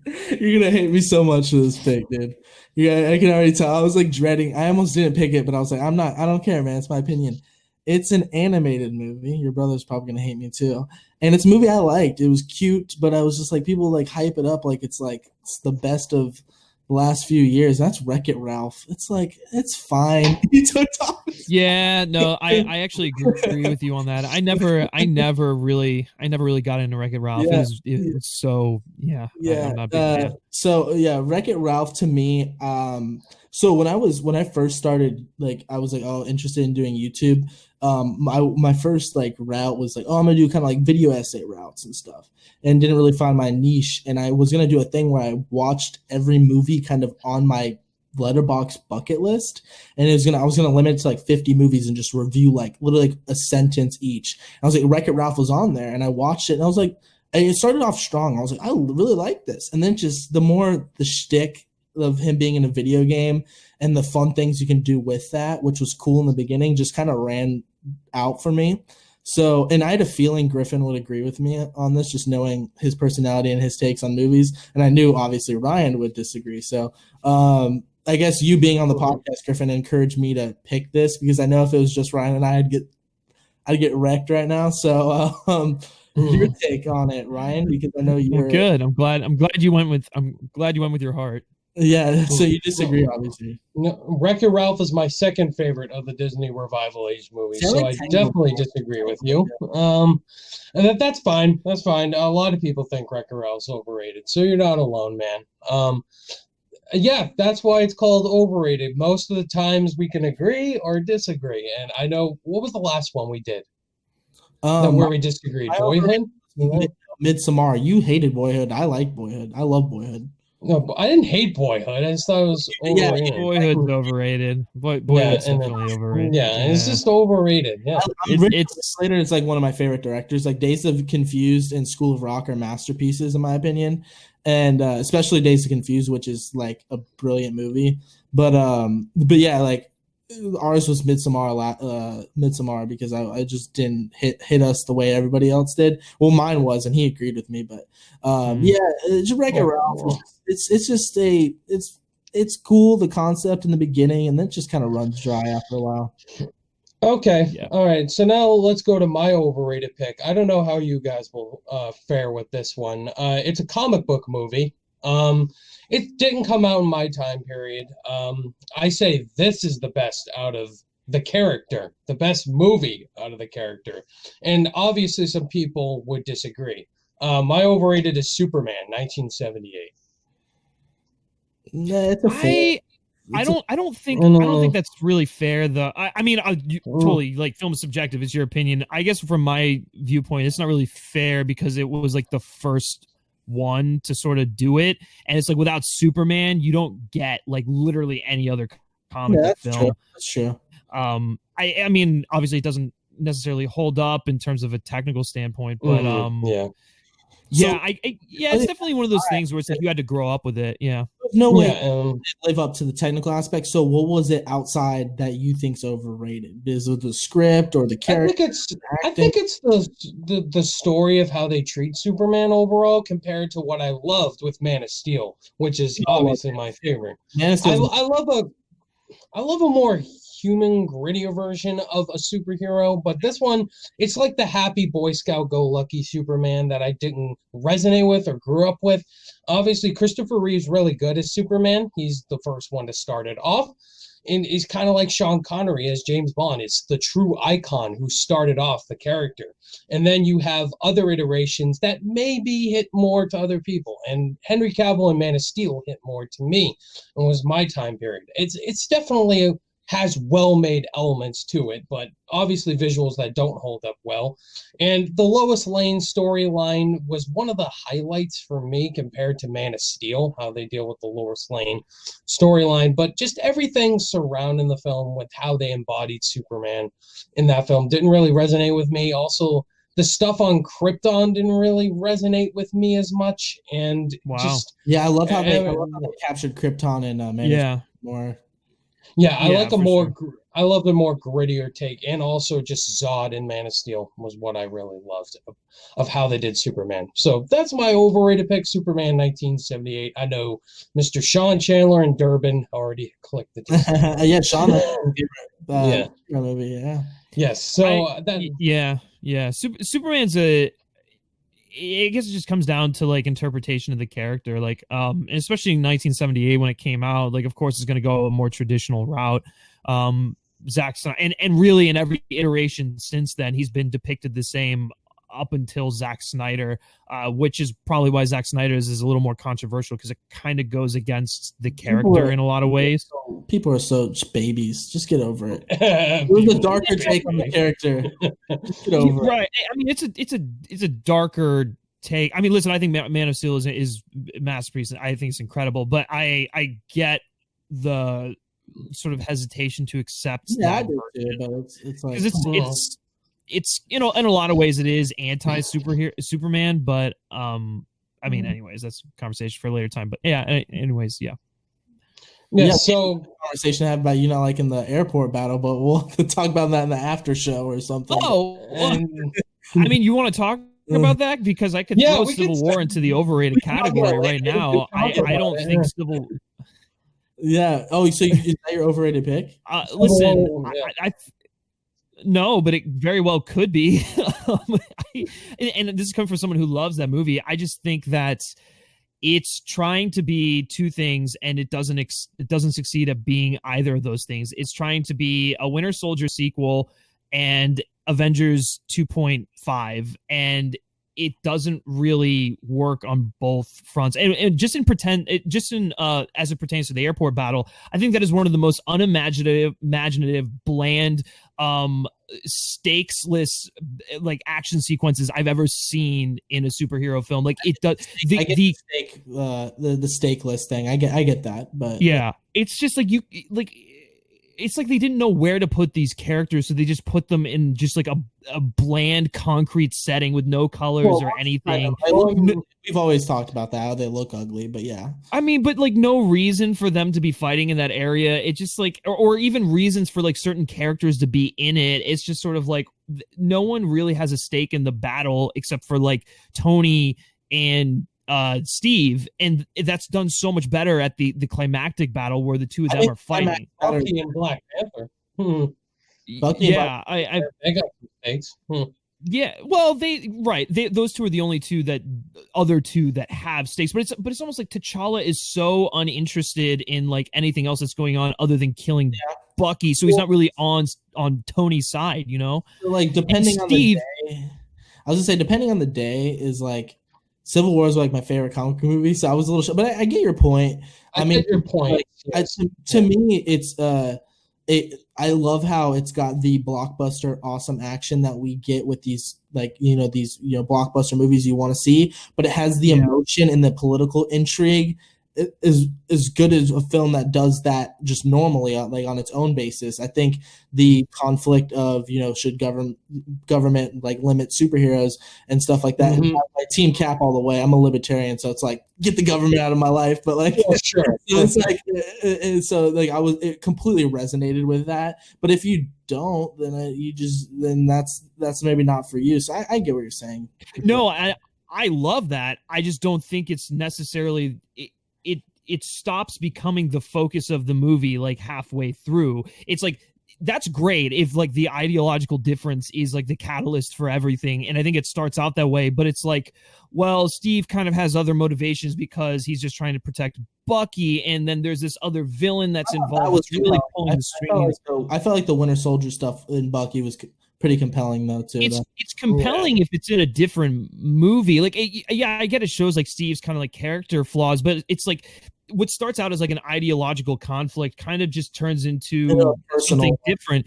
Well, not even because like Steve becomes so disinterested in what's going on, and Tony's just a dick throughout the entire movie. He's a completely unlikable. Even Steve is to an extent. They almost like they don't even feel like they have the same personalities that they would have. They're just like weirdly written until they like kind of come together at the end. And so I don't know. I feel like it kind of like loses track of what it's trying to do and what it's trying to say like halfway through the movie. I think the setup is good. The action's great. And I love the ending of it, but like, I don't really know. Like for me, it's just so uneven. I think we needed a third Cap movie and then Civil War and then they could bridge between Infinity War and Age of Ultron, I guess. Yeah, for sure. So what was your real overrated pick though? I was gonna go with Thor Ragnarok and Spider-Man Homecoming. Yeah. So I completely disagree there. You know what's funny? So wait, Spider-Man Homecoming? Yeah, I think Homecoming's a little overrated. I do agree. I think Homecoming like that movie. One second, my battery's about to die. I gotta plug in my phone, my thing. But so yeah, Griffin and I, we both agree Homecoming's overrated. Yeah. I mean, like I could go in kind of discussing that, but like I think the problem with MCU Spider-Man at large is that he's kind of just in the shadow of Tony Stark, and like Far From Home fixes that a little bit. Yeah, completely agree. At the end, he was home. Well, I was gonna say Thor Ragnarok. What makes me resonate with that, like not resonate, but makes it so close to my heart is that's my girlfriend's favorite movie, and I saw her just die laughing the entire time. So where she's more like a good fan of the MCU, like she had chills during the poll, like she was all into it. But to see her finally, like it was like the first movie she saw and was like, wow, like that was awesome. Yeah, like, I saw it. Yes, I love Thor Ragnarok. Yeah. Saw it 3 times opening weekend. So and then Spider-Man Homecoming. Ragnarok. I later saw that and I was like, that's so much better than Spider-Man. And Spider-Man Homecoming, it was so the action, and I'm not saying you have to be like super like full on action heavy. I mean, like, but I feel like the action was so underwhelming in Spider-Man. Yeah, as soon as you got a boy Peter Parker, like a teenage Peter Parker, like that actually felt like a teenager, I was like excited at first, and then as soon as I got it, I was like, okay, I'm back on the Toby train.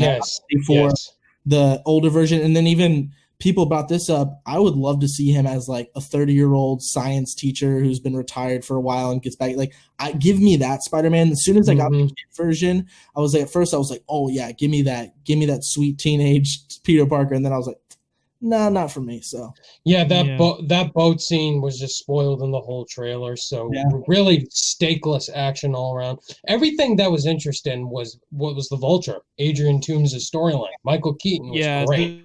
That was what I was interested in. Yeah, and I like Toomes, but like my big and I kind of like the personal connection there. Obviously, the car scene is excellent. That's classic Spider-Man. My biggest problem with, and this is MCU Spider-Man as a whole, is like his villains aren't his own. Like he's just cleaning up Tony's mess, and it's like I want Spider-Man to have like a personal kind of connection to these villains. Like the one was his Vulture. He was dating his daughter, but that was that was about it. It's not even. And it's not even like the reason why Vulture's doing what he's doing. It's like it just so happens that Peter happens to be dating his daughter. Yeah. So I think that I don't know. I always just the Tony overshadowing Peter is just kind of annoying at this point. I'm over it, and I hope we're getting away from it. But Spider-Man Homecoming is fine. I find myself not really wanting to rewatch it a whole lot. I just rather jump in the Far From Home. So same. Yeah, that Far From Home was 3 overrated picks for Griffin, so that was awesome. Thanks for the bonus. Yeah, sorry, all MCU movies. Yeah, you're trying to get people to hate you, dude. It's okay. Underrated. Underrated. Pick. Underrated pick for the MCU would be Iron Man 3. Yes, I agree. And then and the Ant-Man movies. Yeah. And the Ant-Man movies. Except for Ant-Man and the Wasp, yeah, the first one. Ant-Man, I like Ant-Man, but yeah. I love Ant-Man and the Wasp. Yes. All right. So anyway, yeah, MCU has its divisiveness. So that was our underrated and overrated movie picks of the week. We love doing those every single week and hearing each other's picks. So much fun. All right, so now, boys, let's get right into it. We got a great segment here called Answering Fan-Submitted Questions. Now, we got lots of questions. We're going to only answer 6 this episode, Colin, and then we'll answer the rest next week's episode. Go through quickly, yeah. Yeah, so I got pulled up some good questions here. Let me get them. All right, so first question comes from Stuart McPherson on YouTube. He asked us our favorite Studio Ghibli films, our favorite Yorgos Lanthimos film, and favorite films from Taika Waititi. With so much Taika Waititi today. So that's the first question. So I'll go first. Favorite Studio Ghibli films. My 2 favorites are Spirited Away and Kiki's Delivery Service. Those are my favorites out of Studio Ghibli. I haven't seen any, I don't think. Oh, bro, you gotta watch Spirited Away, man. Yeah, I haven't seen. That's iconic Studio Ghibli and Kiki. So my favorite Yorgos Lanthimos. I've only seen The Favorite, if I'm being honest, and I didn't really like The Favorite. I thought it was overrated as heck, so I can't have an answer for that. Favorite films from Taika Waititi, yeah, Thor Ragnarok. What was Hunt for the Wildebeest? Really great comedy, and What We Do in the Shadows. Those are definitely my favorites from Taika Waititi. Griffin? Yeah, favorite Studio Ghibli is Kiki's Delivery Service. I love that. Howl's Moving Castle is also excellent. Ponyo's good too. There's a lot. I mean, excellent movies, but Kiki's has always been my favorite out of those. Porco Rosso is also. They're all good. It's so you start talking about one and then you get to all of them. But yeah, no, Kiki is my favorite. What was the other one? What was the next? Spirited Away. Oh, sorry. Yeah, no, I like Spirited Away. Yorgos Lanthimos, favorite film from his. Yeah, a lot of people probably would say The Lobster. I totally get that. I think Killing of the Sacred Deer is just genius. I love that film so much. It's on Netflix, so good. Number 3 for me, the third one is the Taika Waititi one. That's What We Do in the Shadows. I think What We Do in the Shadows is one of my favorite comedies of all time. So, yeah, what's your favorite Taika Waititi film, Colin? Thor Ragnarok. It just sounds like kind of a simple pick, but because of just the rewatchability of it, how much I can watch it with my girlfriend. It's our favorite MCU film. She loves that movie. And it's just kind of closest to my heart. So that one. Awesome. Thank you, Stuart, for the questions, man.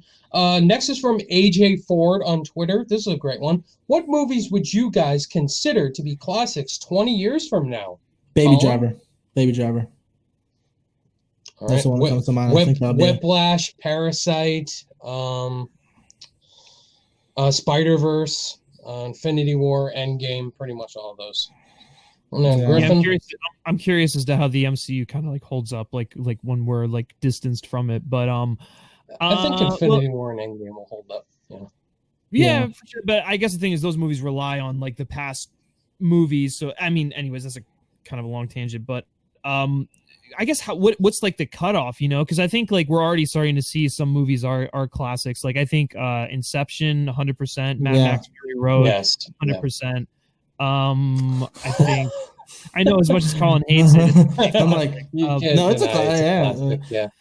I think to me the reason why I said Baby Driver is because it's like that. It's just like that car thing, you know, the car chases and stuff, and the action, and then just the music. I think that's just gonna go down. Like everyone's gonna be like, "Oh, have you seen Baby Driver?" Like when you know, kids in film school watch it, study the editing and the implementation of soundtracks and stuff, and like the use of music. I think that's the one that comes to mind. I think Logan will be destined to be a classic for sure. Logan, yeah, probably. I'd go Skyfall and Mission Impossible Fallout. Yes, Fallout. Yeah, Fallout for sure. I think that's my favorite action film the last decade over Mad Max. Probably. So that's a great question. Thank you for that, AJ. Next was answer Jacoby's questions. He asked 5.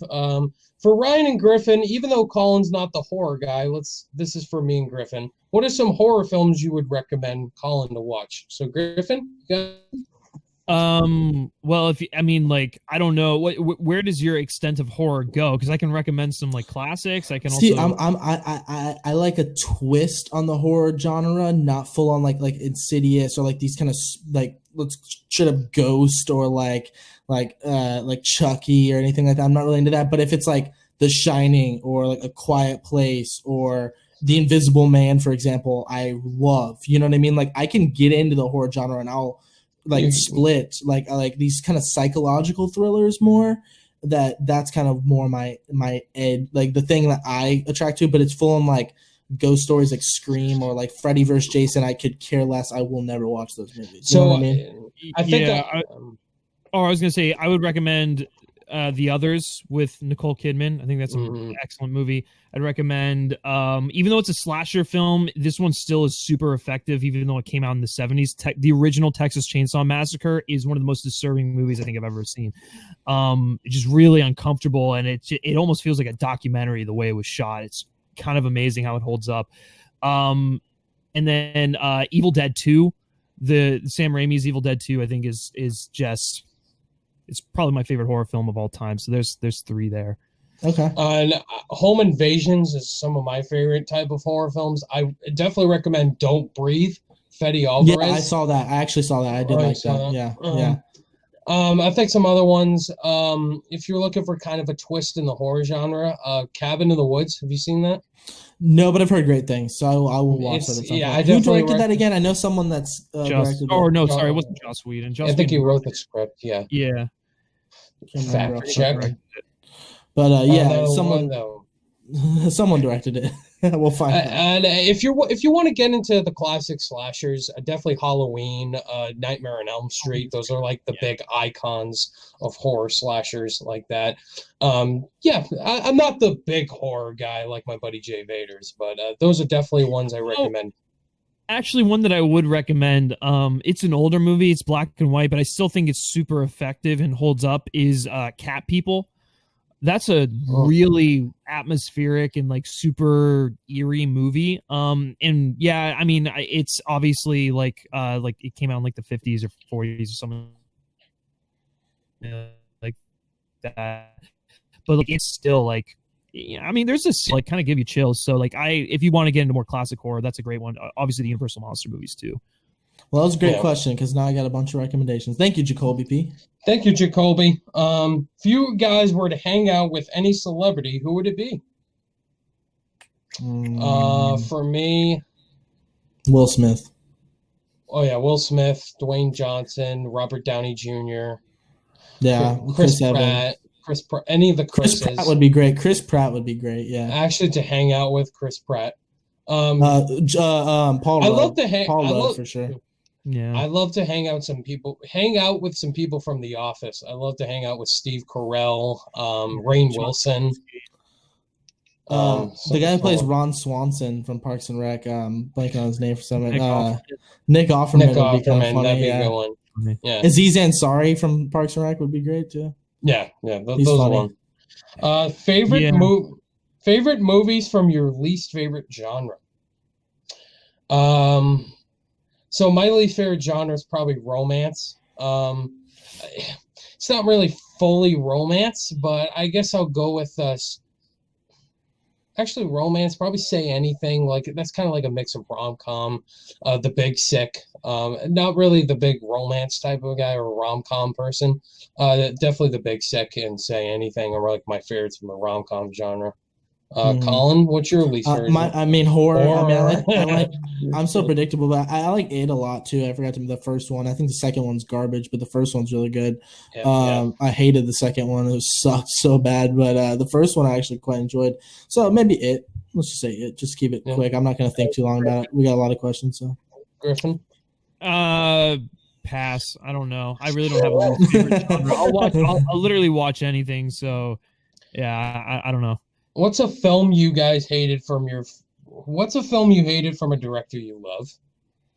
Mile 22 from Peter Berg.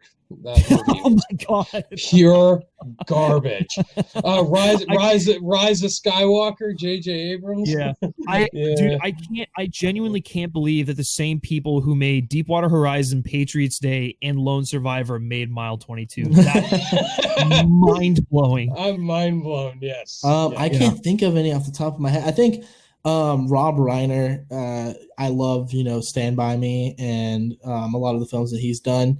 But I think he's directed some bad movies, like some okay stuff. I don't know. It's hard to. Even Steven Spielberg, like he's directed Hook. Like I like Steven Spielberg, but he's directed some bad movies. I mean, I don't know. Yeah. I think for me, I mean, I really like Shane Black. Did you hate Never Say Never Again, Griffin? I just don't consider it like a Bond movie. It's technically not like canon. It's just a weird. Yeah, Irvin Kershner. Empire Strikes Back. Yeah, it's such a weird. That guy's career, Irvin Kershner's career, didn't take off the way it probably should have. Empire Strikes Back, my favorite movie. That's weird. That's weird how he's like it's like Empire, and then now it's kind of quirky comedies before that, like quirky movies. It's like that's it. That's a weird one. I mean, I love Shane Black, but I hated his Predator movie. Oh, Predator, yeah. David Fincher. People hate Alien 3, so yeah, that one's weird though because they don't even consider it a David Fincher movie. No, because he had nothing to do with it. Exactly. He had nothing to do with it. Yeah. I mean, I don't know. Ones, yeah. All right. Sure. Next question. What are performances in movies you feel are overrated? Rami Malek, Bohemian Rhapsody, easily. Yeah, that's pretty overrated. I don't know. This is just hard. These are hard stuff. It's usually easier for me to think of like an underrated. Tom Hardy, Mad Max. Tom Hardy and Mad Max. Wow. I don't even think that's even like an overrated movie. I'm joking. I'm joking. Yeah. An overrated performance? Another overrated performance.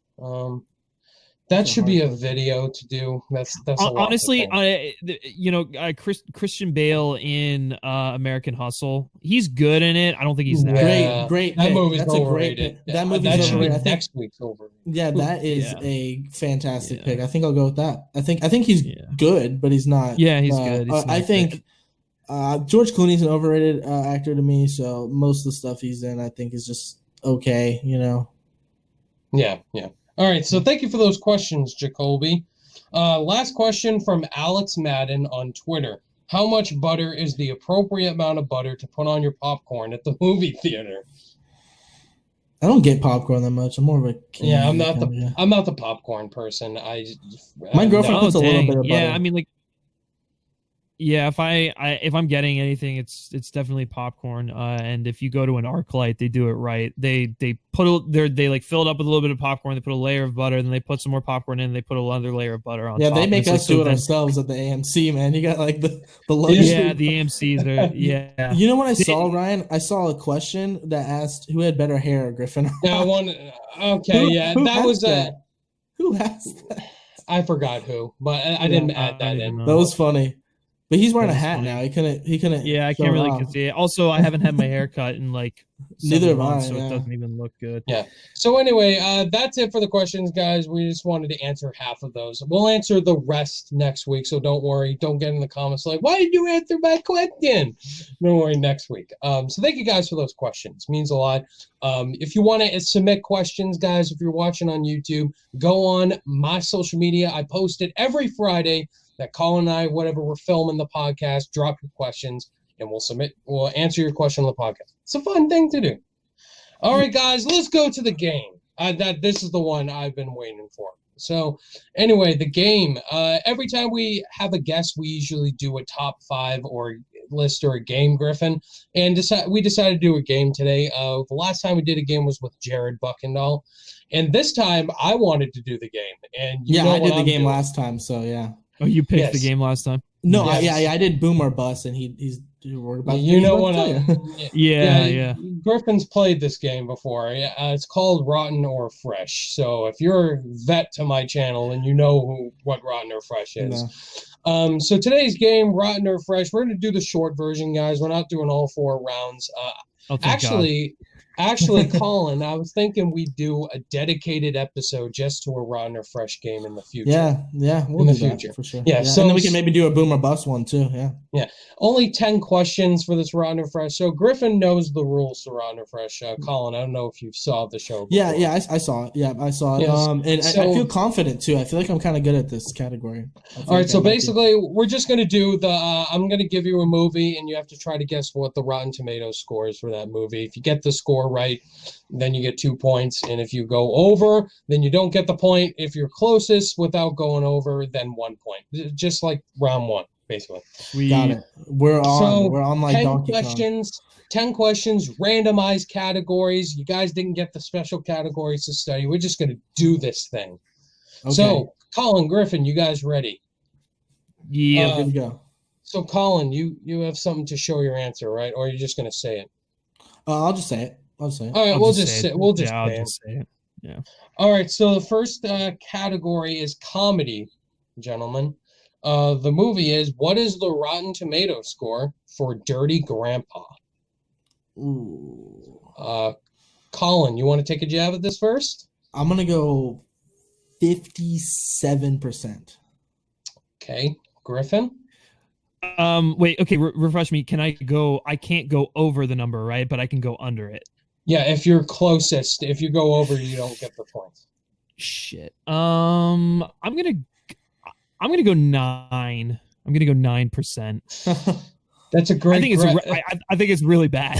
That's a great guess, Griffin. 9%. You were 2 goddamn percent. 11%. Oh my goodness. So that's 1 point for Griffin. One point. I thought that was. I feel like it was somewhat like some people like it, but I guess not. Yeah, that movie's awful. Like Zac. Is that the one with Zac Efron and Robert De Niro, right? Robert De Niro. Oh yes. my God! What the hell? Wait, no, what the heck was that? No. I messed. I thought I was thinking the wrong movie. Oh, you thought Bad Grandpa. Grandpa. Yeah. So Dirty. If I would have thought the one with Zac Efron, I would have went lower. I was thinking of the one with Jackass. Yeah, that's why I got. Yeah. Okay. Yeah, that sucks. But whatever. Hey, Colin, guess what the next category is? Coming of age or horror? Yeah, coming of age is the next category. There we go. Guys, your movie's The Edge of 17. Ooh. Great movie. I'm gonna go. Griffin, you can go first. I think it's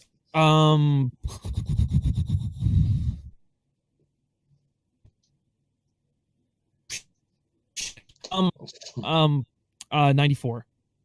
Okay, Colin. I'll go 92. So close. Yeah, I know it's like in the high 90s. Yeah. Griffin, you got the exact score. It's 94%. Seriously? Okay. All right. It's Sweet. 94%.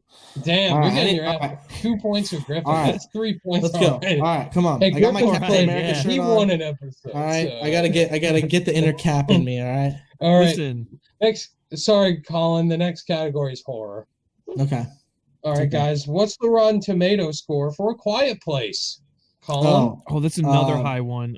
Yeah, I'm going 95. Griffin. I think I'm gonna second 95 as well. That sounds about right. We got it both right. It was at 95% exactly. Yeah, I had a feeling it was like that mid 90s kind of slot. Yeah. Yeah, big 90s. So we both got it? So we just both get 2 points. Yep. Okay. Yep. So I got 2. He's got 5. 5. Yeah. Okay. 5. Next category: sports. Okay. Bad News Bears, 2005. I'm gonna go 34%. Griffin. 45%. Damn, Griffin, you're good at guessing, man. You were really close. 48. 48%. God, man, I'm getting my ass kicked. Jesus. Damn, bro, he's played, You know what's funny is before. it's funny because I've been kind of close. I feel like I'm getting rotten, but it's not. Yeah, well, you're going. I don't think you've got. The only time you went over was like the first one. You've been like dancing around the numbers for sure. You've both been really close, Colin. Yeah, you're better than when you and Jared played Boom or Bust. You guys were so off. It was so bad. It was funny. Okay. Next category: action adventure. A Good Day to Die Hard. Oh shoot, man! Hold on. I feel like I know this one. I'm gonna go 10%. Okay, Colin. I'm gonna go 21%. Griffin again. Griffin, really? You were really close. 15%. You were a little bit over, wow. Colin. A little bit over. Jeez, I lost count. So Griffin's got 5 with A Quiet Place. 6, 7. 7 for Griffin. 2 for Colin, right? 2 for Okay. Colin. Next category, animated. Okay. A recent film, Spies in Disguise. Okay. Will Smith and Tom Holland. Ooh, I feel good about this one. You can go first though. I feel kind of good too. I'm gonna go 68%. Okay, well, Griffin. I'm gonna be safe and say 70%. I think it's a little higher though.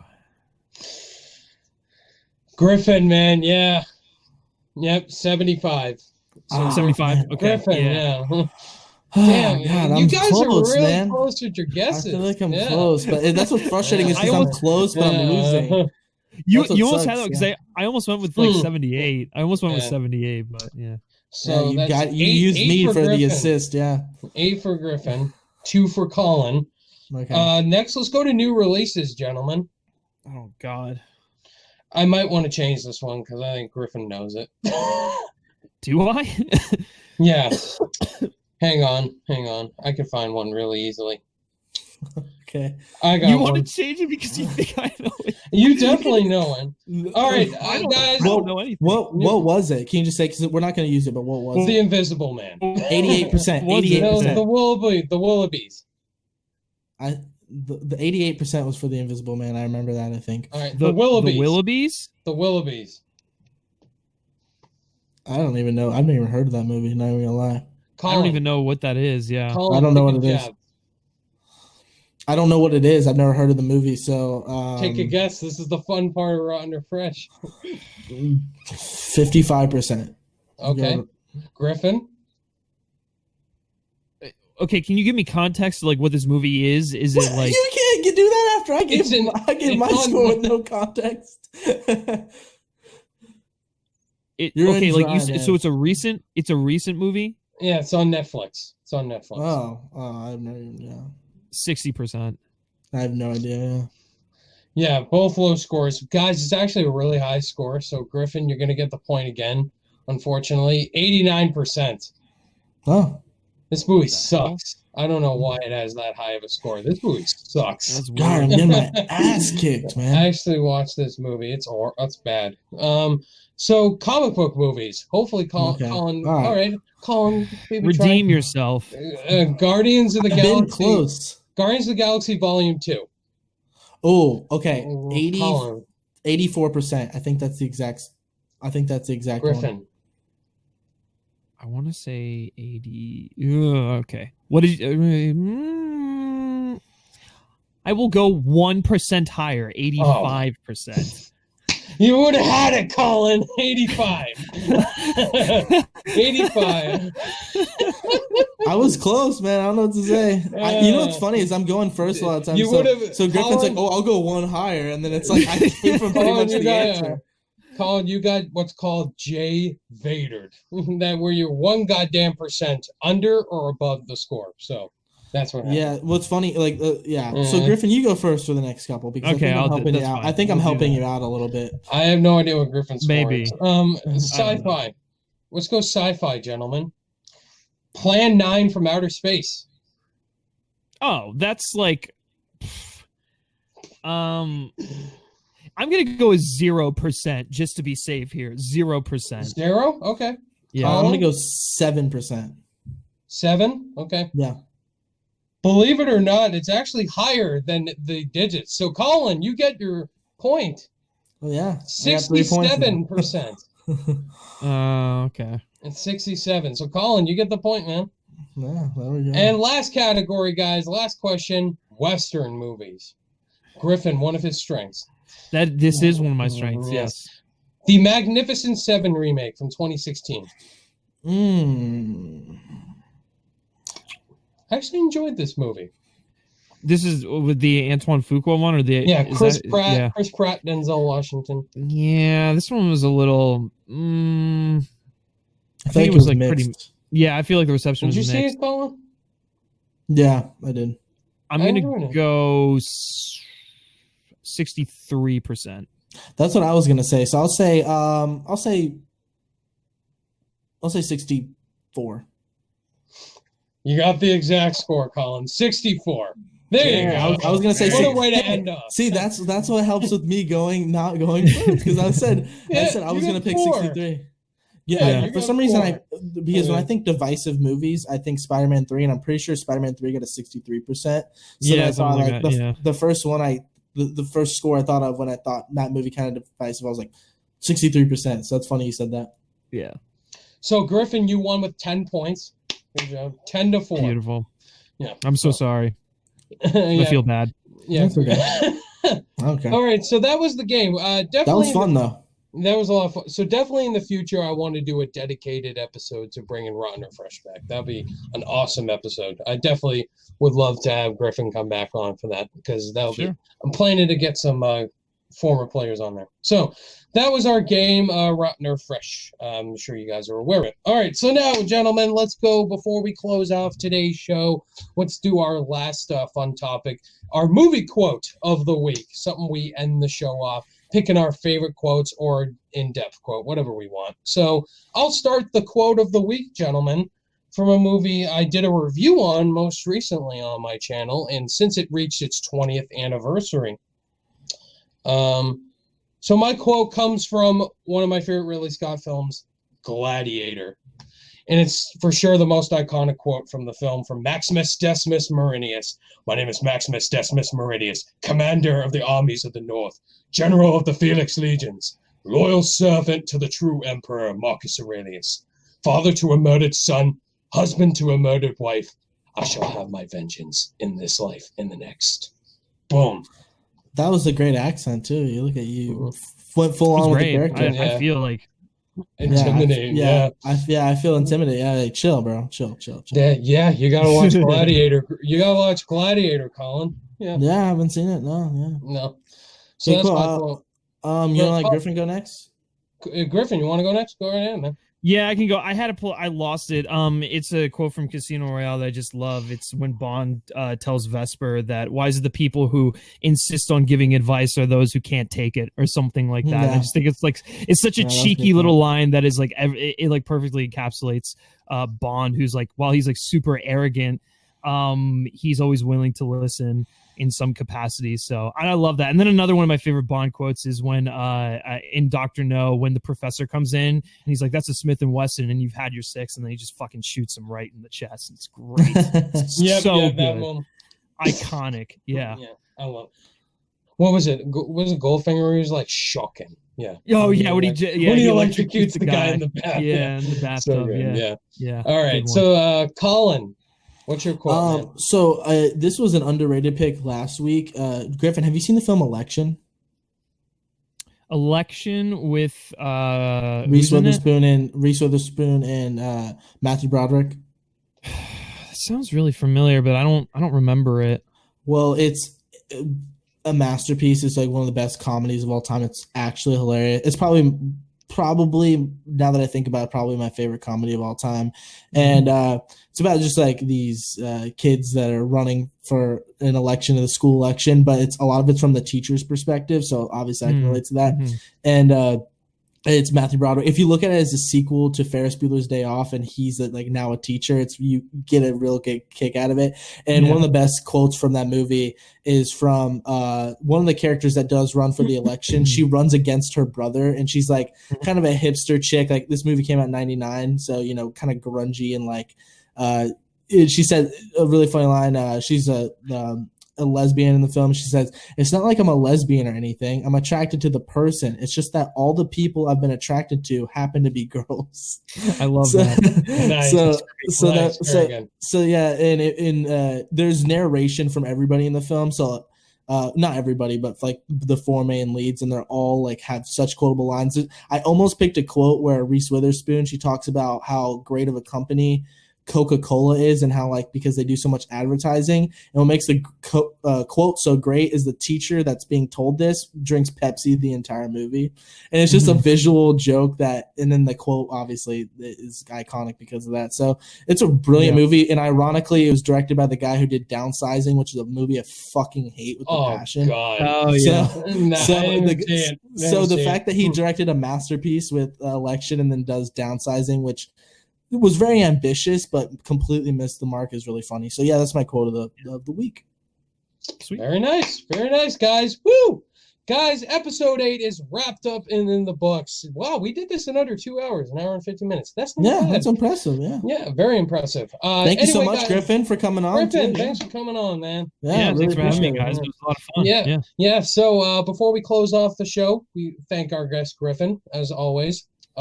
Go check out his stuff. All his social media links will be in the description. Where he speaks film. He speaks film. He's got a great podcast over on Sean Chandler, which he'll talk about right now. So Griffin, where can people find you? Yeah, you can head on over to the Film Speak channel for movie reviews, random videos and live streams that I'm putting up, and all that good stuff. I also co-host a podcast with Sean Chandler over on his channel. We do that once a week, usually on Wednesdays, and it's live. So if you want to tune in, you can do that. And then you can find me on Twitter at Griff Schiller, where I post my controversial hot takes on The Amazing Spider-Man 2. I was going to say The Amazing Spider-Man 2. I'm still waiting for that video essay, man. It'll happen. I have another video I'm doing before that, but it'll happen. And I will plug this real quick. Griffin and I did a video together, Deadpool vs. Birds Prey. I mentioned it earlier, so check out that video if you want to see our faces together on screen, but just minus Ryan, which we should all do a video together as well. So it was that was fun. So yeah, I'll plug that as well. Griffin. Also, you kind of plugged the Amazing Spider-Man 2 film analysis, but anything you can tease us as far as upcoming videos on your channel? Yeah, so there's that. I'm working on a video with Matt Draper. I don't know if you guys follow his channel, but he's a comics YouTuber, excellent analyst and video essayist. We're working on a video on why Joe Johnston should direct Indy 5 or why he should reboot Indiana Jones. So that should be coming. And then I'm also going to be doing a weekly 30-minute live Bond related talk show with Brody. It's going to be different from the podcast that we do called The Words Are Not Enough. It's going to be a little less structured, and we're going to try and incorporate live viewer interactions, but the whole thing is going to be on James Bond. So Ryan and I were thinking about, once Mandalorian season 2 comes out, implementing a live show for open spoiler discussion. Yeah, and we could bring in people. So if you want, I think we're gonna do it on my channel. Bring in different guests. Also, guys, please go check out Griffin's channel. I'm sure you are subscribed if you've been following my channel, but if you haven't, it's Film Speak. Go follow him over there. He's got tons of great videos over there. Go check out the Sean Chandler podcast that he does. Also, fantastic podcast. Colin, before we close out the show, anything you want to say what's coming up on your channel? Any closing remarks? All that jazz. Yeah, so I actually just recently kind of planned out my entire year, kind of hoping for these movies to stick in the release dates, because I was like, okay, Tenet's coming here, I'll watch, review this at this date, and then we'll do a ranking, and then I'm going to be reviewing all the MCU movies and all the Pixar movies. Basically, that's going to be overlapping because Soul and Black Widow both coming out in November, and they both have around 20 movies. So I only have a couple of weeks of separation where I won't be doing both. So you'll be seeing multiple reviews of that starting in May. And then recorded my top 10 favorite Star Wars moments. So that's coming very soon. I'm doing my top 10 A24 films. And then finally, I'm going to do my top 30 favorite movies of all time, which I'll be filming. I'll probably film 3 different times and just put on the same shirt for continuity purposes and then edit it all together, because that's a lot to do in one sitting. I know you did it, Ryan, and I'm sure it's very hard. So I'm going to pace Don't forget a Nightcrawler. I did not forget Nightcrawler. So I will do that. And then, looking forward to the MCU and Pixar videos. And then some more versus stuff. I know, obviously, Griffin, we did Deadpool versus Birds of Prey. So I want to do like, I don't know, Avatar versus Dances with Wolves or something. Amazing Spider-Man 2 versus Spider-Man 2. Some fun stuff. So look forward to that as well. Awesome. As far as my channel is concerned, I've been doing a first-time watch review series. Obviously, my most recent episode was, I think, wow, I'm so lost as far as what I did yesterday. You did Gladiator. You did 2001. Oh, yeah, I did Gladiator. Citizen Kane. Yeah, Citizen Kane stuff. Yeah, Gladiator was my most recent one, so you can go check that out. This week I am planning actually to do a revisited review for Nightcrawler, because I forgot it on the favorite movies of all time, because I want to talk about that film, as well as I have another top 10 list dropping this week, my top 10 favorite movie directors. So look forward to those videos, and I'll find some other ones to do this week as well. Guys, thank you so much for tuning in to episode 8 of the Falling for Film podcast. We'll see you in next week's episode 9. I'll see you guys next time. Peace. See ya.